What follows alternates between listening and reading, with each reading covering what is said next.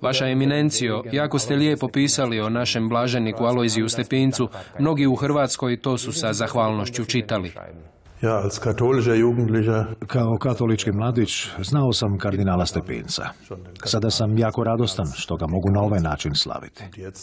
To je veliki blaženik i uskoro svetac, veliki muž koji je izrastao iz nacije i predstavlja. Vjerujem da jako dobro crkva sada ide tim putem priznavanja. Sveti otac bi htio da on postane i simbolom jedinstva i zbližavanja. Možda je stoga i dobro da su čak neki pravoslavni predstavnici u toj komisiji.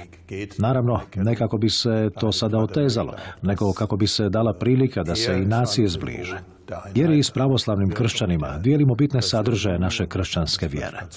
I mi smo braća u Kristu. Trebamo dati svijetu dobar znak da pripadamo Božjoj obitelji. Koliko je važna bila njegova odluka da ostane vjeran papi, jer komunisti su mnogo toga nudili? Komunisti su naravno majstori laži. Oni su tadašnjim suđenjem dali primjer do danas kako se istina želi pobijediti lažima. Ali Božja istina će se dokazati. Stepinac je mučenik, vjernik, dao je svoj život za Krista. Postoji velika nada u hrvatskom narodu da će blaženi kardinal Stepinac uskoro biti proglašen svetim. Što možete reći o tome? To ide uz proglašenje svetim, da cijeli narod prepozna svetost jednog čovjeka. U ovom slučaju Božji glas govori kroz Božje vjernike, kroz narod Božji. Svetac se ne pravi odozgor, od strane pape i biskupa, nego vjernički Božji narod prepozna svetost jednog čovjeka. A crkva, na posljedku papa, potvrđuje to što je Bog svojem narodu priopćio.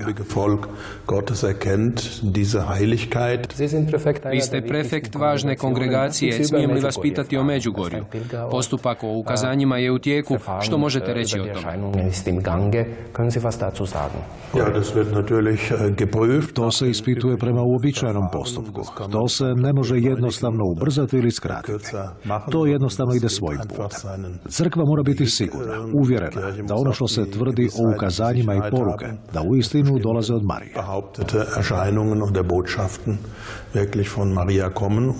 Važno je da svaki katolik i pravoslavci se s nama u tome slažu, da časti Mariju kao majku Božju i majku crkve, da je na osobnu nakanu moli za zaštitu i pomoć. Vaša eminencijo, hvala vam što ste govorili za Hrvatsku radioteleviziju. Hvala i vama i gledateljima.